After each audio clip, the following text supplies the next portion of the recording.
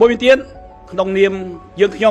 behalf of all Cambodian citizens, we highly appreciate and thank President Trump for bringing us peace. He has made significant contributions to promoting peace between Cambodia and Thailand. We believe that President Trump must be nominated for the Nobel Peace Prize. On August 1st, Cambodian Deputy Prime Minister Sun Chanthol expressed to the media that on behalf of all Cambodian citizens, they highly appreciate and thank President Donald Trump for bringing peace. He made significant contributions to promoting peace between Cambodia and Thailand. He also stated that President Trump should be nominated for the Nobel Peace Prize. This statement comes after President Trump directly intervened to mediate the recent border conflict between Cambodia and Thailand. The Cambodian government announced that they would nominate Trump for the Nobel Peace Prize because of his role in brokering peace. Cambodia and Thailand have long been unable to resolve border disputes. On May 28 this year, tensions escalated into the worst conflict in over a decade, resulting in at least 43 deaths and the displacement of over 300,000 people. Malaysia attempted to mediate but failed. The Chinese government, leveraging its ties with both Cambodia and Thailand, suggested a reconciliation plan, but both sides ignored it, showing the limited influence of China. Thailand's Ministry of Foreign Affairs also rejected any third-party involvement. On July 26, President Trump called the prime ministers of Thailand and Cambodia, urging an immediate ceasefire. According to U.S. Secretary of Commerce Gina Raimondo, Trump warned that if the conflict continued, the U.S. would halt trade talks and impose tariffs of up to 36% on exports from both countries. Thailand quickly shifted its position. On July 28th, under the leadership of Malaysia's Prime Minister, the Cambodian and Thai Prime Ministers met in Kuala Lumpur and announced an immediate ceasefire. Just 2 days later, the two sides concluded trade negotiations with the U.S. President Trump later remarked that this was a significant peace achievement, preventing a war that could have lasted for years and caused millions of deaths. White House Press Secretary Caroline Leavitt tweeted that Trump's efforts made the ceasefire a reality and should earn him the Nobel Peace Prize. Taiwanese National Security Institute researcher Shen-Ming Shi told foreign media that China has always had a strong relationship with Cambodia, investing heavily in the Belt and Road Initiative. While Thailand has a strong relationship with the U.S., it has also been very pro-China in recent years. This has limited China's ability to take sides in the conflict. Additionally, due to China's economic slowdown, it no longer has significant leverage over Thailand and Cambodia. This reduces China's ability to mediate, weakening its strategic initiative in Southeast Asia. Trump's intervention, therefore, adds another victory to his America First strategy and could have long-term implications for regional balance. Taiwanese scholar Su Ziyun believes that China is caught in a dilemma with limited international leverage. The U.S. remains the most powerful player, especially due to its market dominance. Su Ziyun notes that if China becomes too close to the Cambodian government, it risks complicating relations with anti-government forces in Cambodia and Myanmar, particularly in relation to rare earth resources. Trump's successful intervention not only solidifies U.S. influence in China's backyard, but could also shape Beijing's long-term strategic positioning in Southeast Asia. In fact, during his first term, Trump already started sowing seeds of influence in China's two backyards. The first was North Korea, where Trump crossed the 38th parallel to shake hands with Kim Jong-un and later invited him to Vietnam for an economic visit. Su Ziyun suggests that this was a strategic move by Trump to weaken China's position.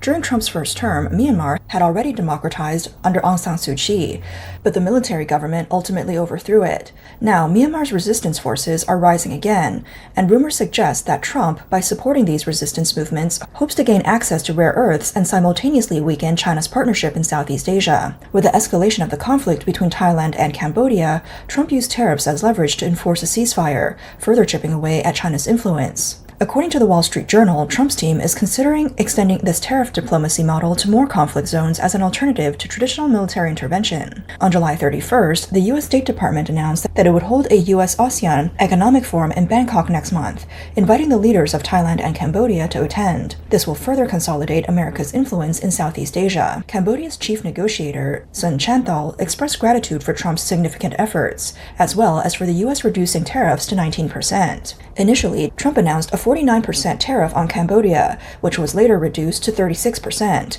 Even with the reduction, Cambodia's crucial garment would severely impact Cambodia's crucial garment and footwear industries. However, Trump eventually lowered the tariff rate further. This move has garnered praise from small Southeast Asian nations, which is quite rare. Southeast Asia was traditionally China's backyard, where Beijing has invested heavily, both economically and politically. However, now Cambodia is pushing for Trump's Nobel Peace Prize nomination. It's worth noting that before Cambodia's nomination, Pakistan, A close ally of China also announced in June that it would nominate Trump for the Nobel Peace Prize. The reason given was that Trump helped resolve the conflict between Pakistan and neighboring India. In recent years, trade and security cooperation between the U.S. and Pakistan have been on the rise.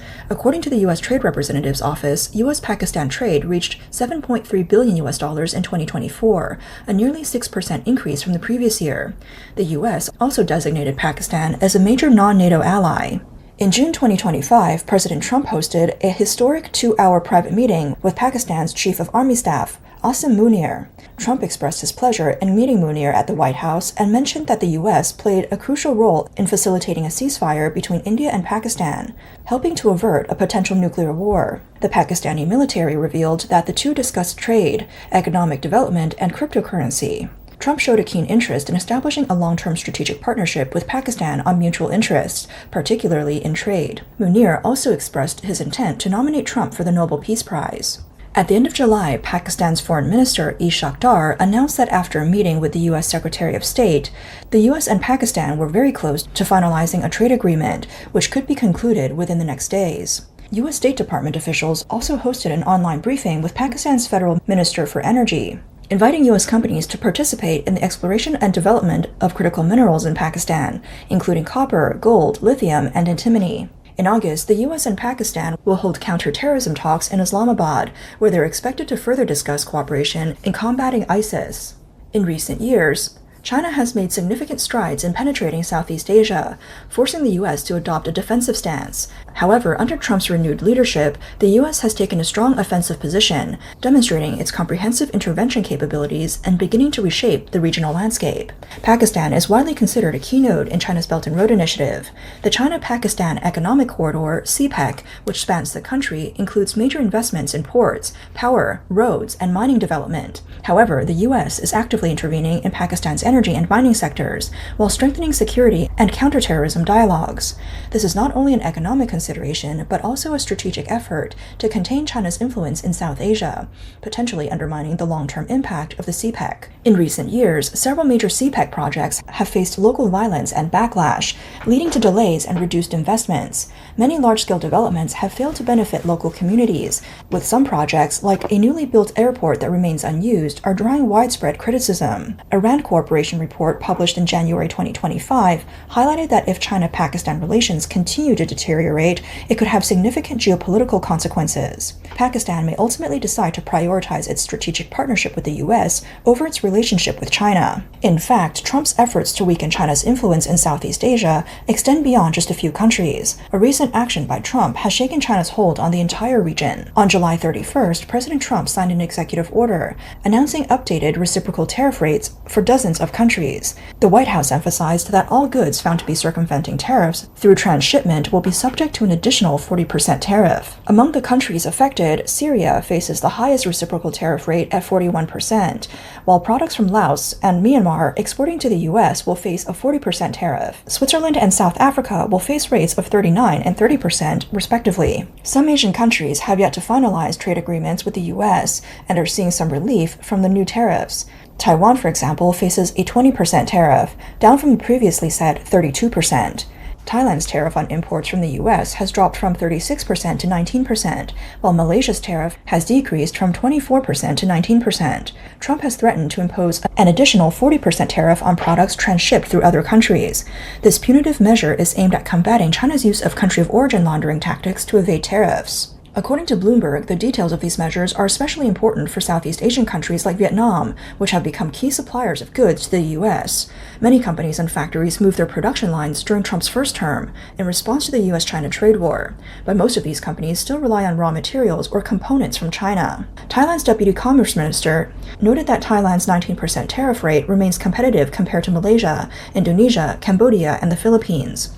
However, the transshipment issue remains unresolved, and the rules regarding country of origin need further clarification with the U.S. Thailand's finance minister added that if local content exceeds 40%, products should be classified as made in Thailand, but no agreement on the specifics has been reached with the U.S.